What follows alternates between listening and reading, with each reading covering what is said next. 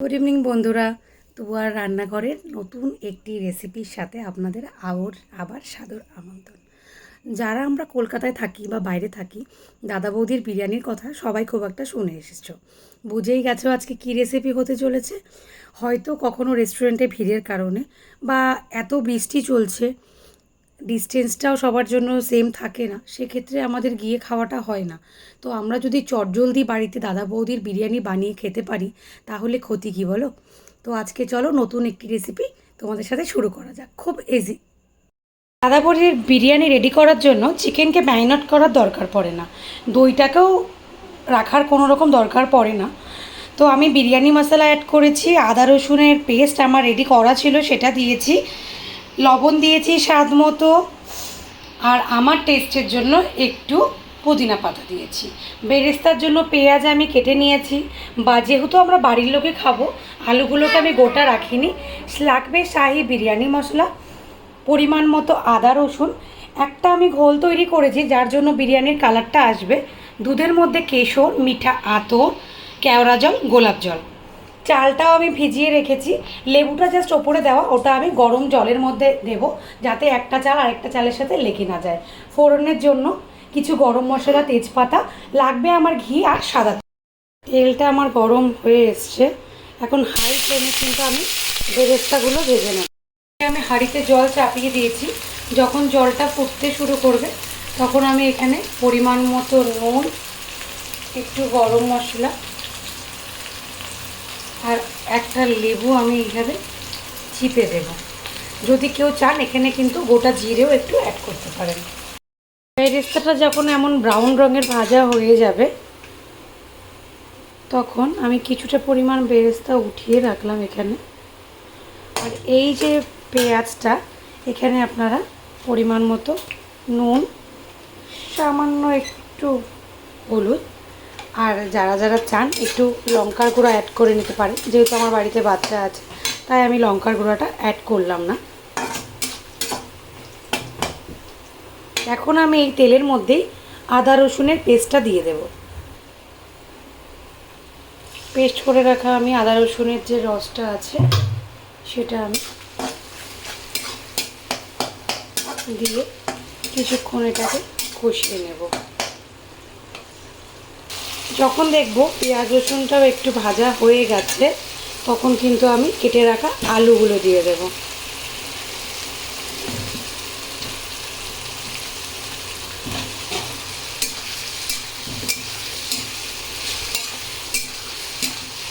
Just আমি মশলাটা আলুর গায়ে লাগিয়ে রাখলাম। এখন আমি তেলের মধ্যেই জল দিয়ে দেব। আলুটা সেদ্ধ হতে এই যে জলটা, পেঁয়াজটা আছে, পুরো তরকারিটা কিন্তু এটা দিয়েই হবে। জল আমার একটু কম হয়েছিল তাই জলটা দিয়ে আমি মিডিয়াম ফ্লেমে আলুটা কিছুক্ষণ সেদ্ধ হতে দিয়ে দেব। আলুটার মধ্যে আমি কাঁটা চামচ দিয়ে একটু নাড়িয়ে চাড়িয়ে দিয়েছি। মাঝে মাঝে আমি চালটাকেও নাড়িয়ে দেব যাতে একটার সাথে আরেকটা চাল না লাগে।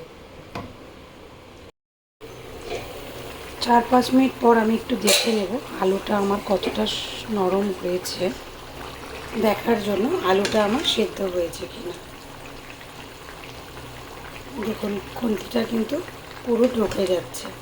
তো যখন আমি বুঝবো আমার আলুটা সেদ্ধ হয়ে গেছে, আলুটাকে আমি এক এক করে তুলে নেব।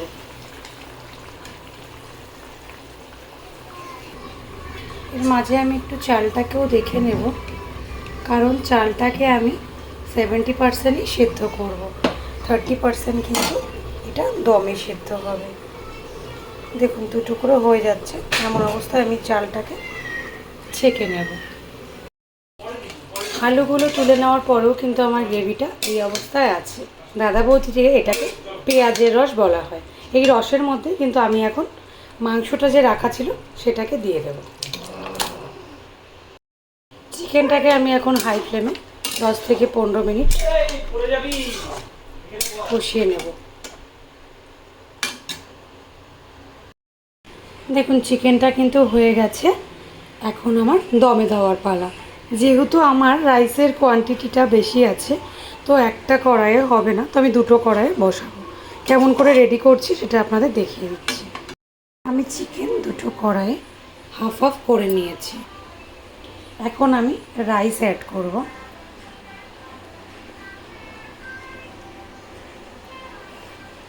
দমে ফার্স্ট 10 মিনিট হাই ফ্লেম, তারপর 10 মিনিট লো ফ্লেম, দেন গ্যাস বন্ধ করে 10 মিনিট সেমভাবে কিন্তু আমি থাকতে দেব। আমি সমান সমান করে রাইস কিন্তু দিয়ে দিয়েছি। এখন আমি ফার্স্টে বেরেস্তা দিয়ে দেব। বেরেস্তা দেওয়া হয়ে গেলে আমি কিন্তু বিরিয়ানি পাউডারটাও একটু একটু ছড়িয়ে দেব।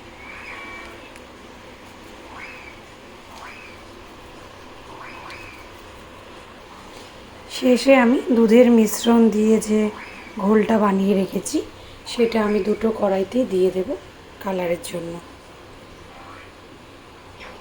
এখন আমি দুটো বিরিয়ানিতেই সামান্য পরিমাণ ঘি অ্যাড করব। এখন কিন্তু ফাইনাল স্টেপ, আমি দম দেওয়ার জন্য ঢেকে দেব। 15 মিনিট হওয়ার পর কিন্তু আমি দেখব, যদি দেখি ঠিকঠাকই আছে, দরকার হলে আপনারা রাখবেন, যদি দরকার না পড়ে সেক্ষেত্রে গ্যাসের ফ্লেমটা কিন্তু একদম লো করে দেবেন। 15 মিনিট লো ফ্লেমে গ্যাসটা থাকবে। লো ফ্লেম 15 মিনিট হয়ে গেছে। আমি এখন বিরিয়ানিটাকে একটু নেড়ে দেখব। আমি বিরিয়ানি খুব ভালো একটা কাটতে পারি না, বাট চেষ্টা করব। একটু কালারটা দেখে তোমরাই জানিও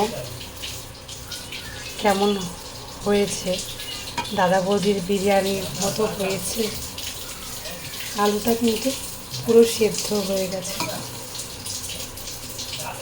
চলো, যেহেতু বিরিয়ানিটা আমি কাটতে পারি না, দীপকে দিয়ে কাটিয়ে দুটো প্লেটে বাড়ে, তারপরে তোমাদের দেখাচ্ছি কেমন হয়েছে গো দীপ খেতে। দীপ কেমন হয়েছে সত্যি? লবণ টবণ সব ঠিক আছে?